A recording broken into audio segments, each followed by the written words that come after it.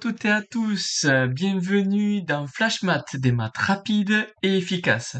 Alors aujourd'hui, cette petite vidéo est plutôt à destination des parents et on va essayer de comprendre pourquoi les maths sont si difficiles pour son enfant. Et est-ce qu'on peut aider? Est-ce qu'on peut réaliser une évolution? Est-ce qu'on peut avoir une évolution avec notre enfant sur les mathématiques? Alors, il est vraiment courant, hein, de rencontrer des difficultés en mathématiques, et il y a une certaine anxiété, des mathématiques. Environ 17% des élèves de 10-18 ans souffrent d'anxiété, mathématique selon une étude, faite, par l'université de Genève en 2018. Voilà. Donc là, l'idée, c'est d'arriver à décrypter les différents blocages heu, que peuvent avoir votre enfant et surtout, avoir et offrir et voir justement ce qu'on pourrait, réaliser pour, surmonter ces difficultés. Alors, un des gros blocages, c'est l'abstraction des mathématiques, parce que ça évolue rapidement, hein, du concret vers l'abstrait.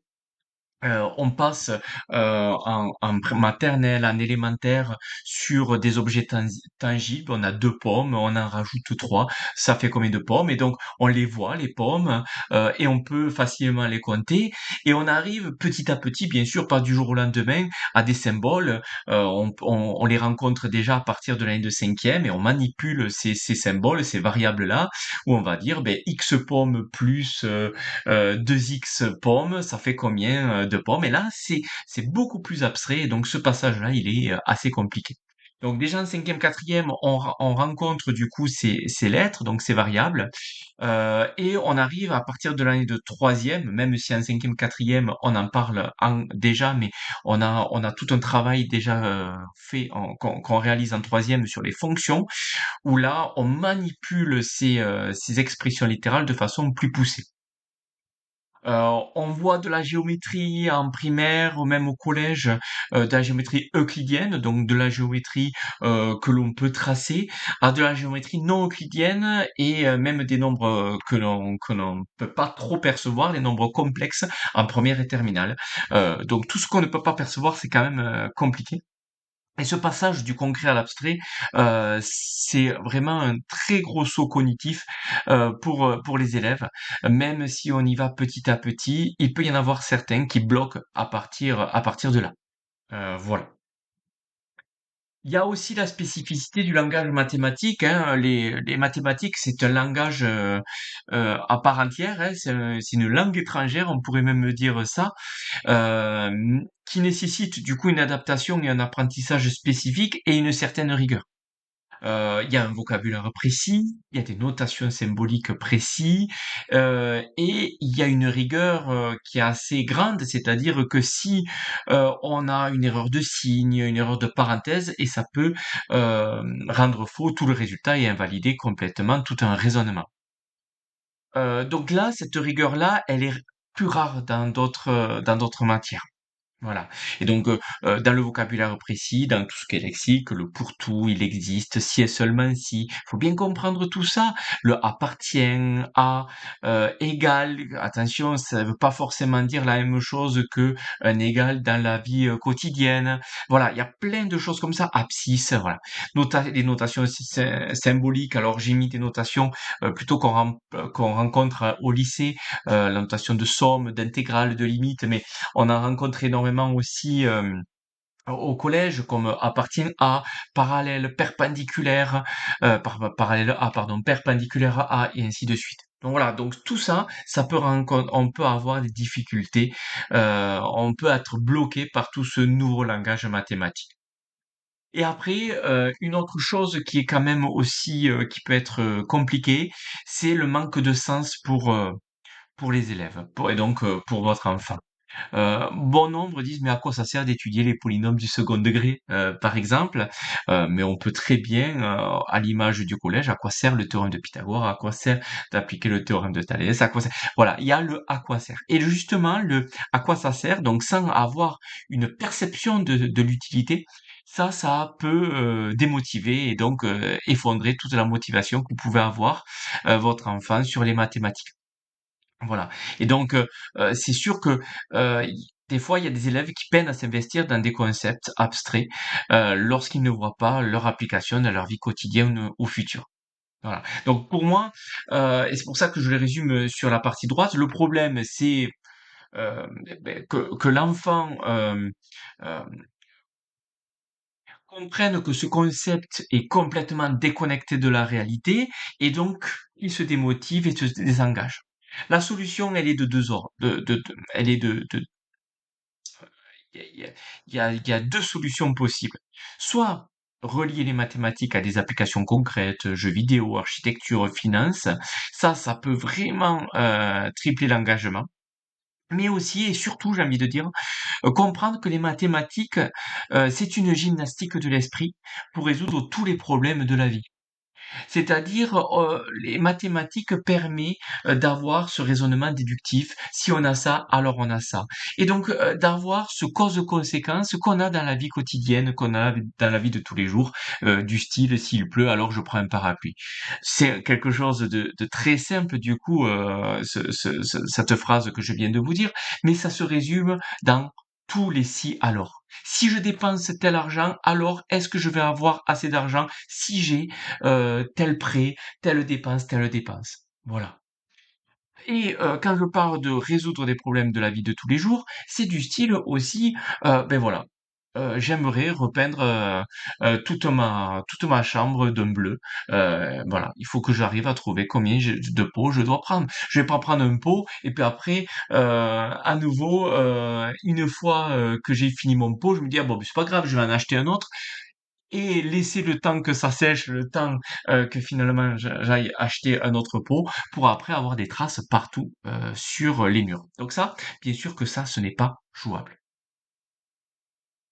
Autre problème, c'est le rythme scolaire, hein, soutenu. On a des programmes assez denses chaque année, donc les notions s'enchaînent rapidement et des fois, pour certains élèves, on n'a pas des temps suffisants pour la maîtrise, en tout cas pas uniquement en classe. D'où pourquoi l'entraînement à la maison est assez utile par rapport à ça pour régler ce problème-là. Et donc ça, c'est un effet boule de neige parce que une notion non acquise devient un obstacle pour comprendre les chapitres suivants. Et petit à petit, comme je le montre dans l'exemple concret là, si on a des lacunes sur les fractions en sixième, cinquième, ben ça va impacter l'algèbre en quatrième, troisième, puis le calcul littéral en lycée. Et ça crée un retard énorme de plus en plus. Donc c'est pour ça que il faut avoir le moins de lacunes possible d'année en année pour que justement après, on se débrouille très bien. Alors, ça ne veut pas dire que dans les futures années, on ne peut pas remédier aux lacunes antérieures, pas du tout. Mais ce qui est sûr, c'est que les nouvelles notions ne pourront pas être acquises sans avoir réduit ces lacunes. Et puis après, il y a cette pression du programme, de finir le programme toutes les notions, pour avoir vu toutes les notions chaque année. Voilà. Donc voilà, cette course contre la montre, elle est préjudiciable aux élèves qui ont besoin de plus de temps pour assimiler les concepts fondamentaux, d'où un entraînement supplémentaire et une différenciation qu'on peut réaliser en classe. Autre obstacle, c'est la pression des notes et la peur de l'échec, hein. Ça, les mauvaises notes, ça c'est très, très compliqué. Ça génère une anxiété, ça mine la confiance en soi.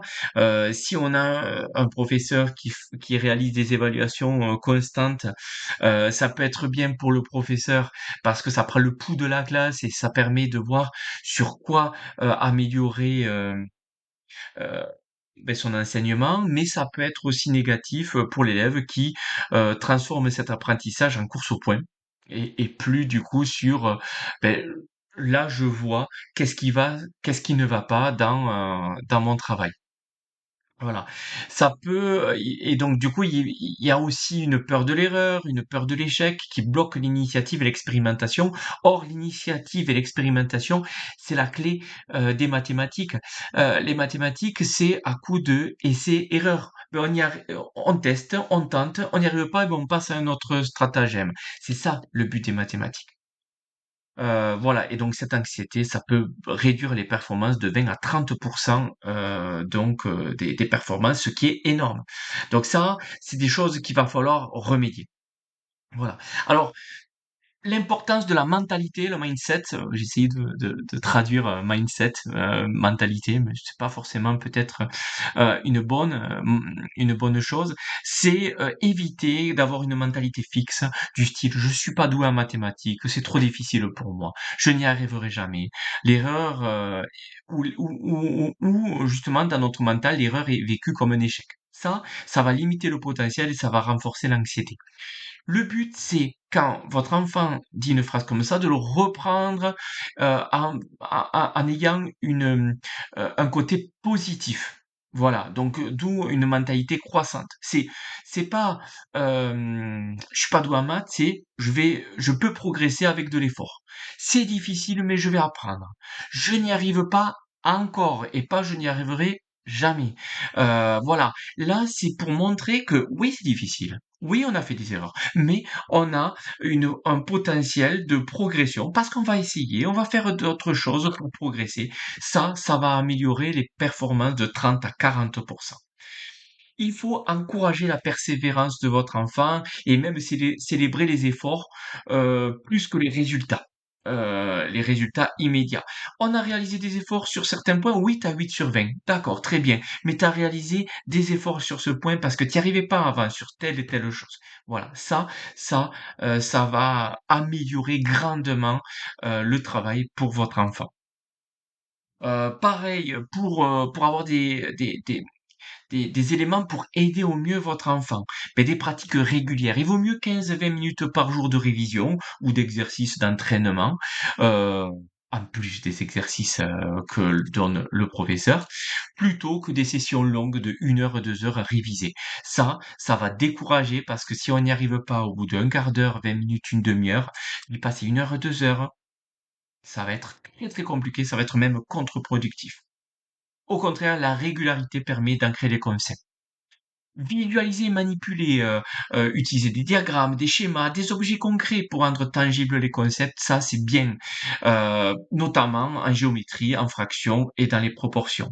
Connecter le plus possible au réel, montrer l'application des mathématiques dans la vie quotidienne, dans vos budgets, dans les budgets familiaux, donc dans les recettes de cuisine, dans les jeux de société si vous jouez avec des jeux de société. Si vous visitez des lieux en architecture ou même à l'extérieur, vous voyez des choses, vous voyez de la géométrie, même des nombres, essayez de leur accorder là-dessus, ou même des musées scientifiques. Et permettre à l'élève de se débrouiller, résoudre des problèmes concrets pour gagner en autonomie, c'est exactement comme ce que je parlais précédemment. Vous avez votre enfant, enfin plutôt vous voulez repeindre tout le salon d'une couleur, ou même vous voulez repeindre tout le plafond en blanc parce qu'il est un peu vieux maintenant. Ben vous lui dites, voilà, je voudrais repeindre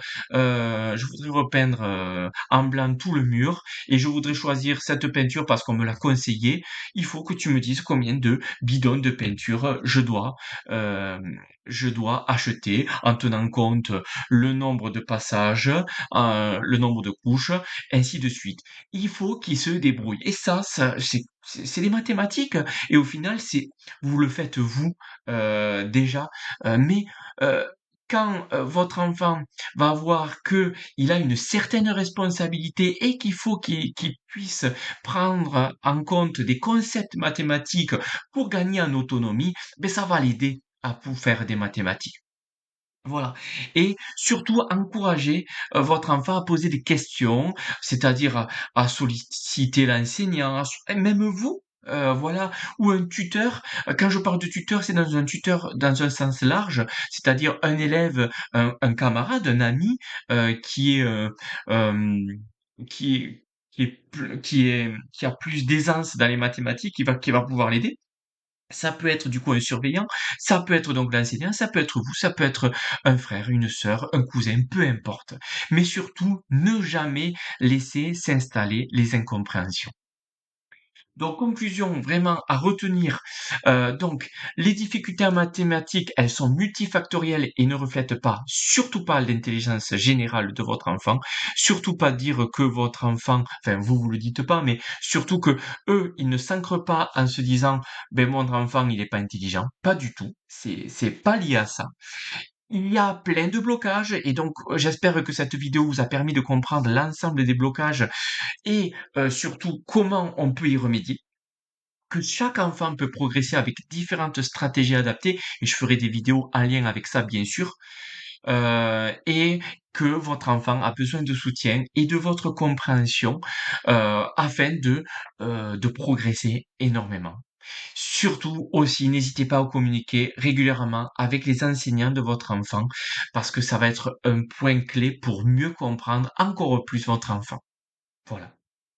Bon, j'espère que cette vidéo vous a aidé. N'hésitez pas à laisser un commentaire. N'hésitez pas à mettre un j'aime ou à vous abonner à ma chaîne.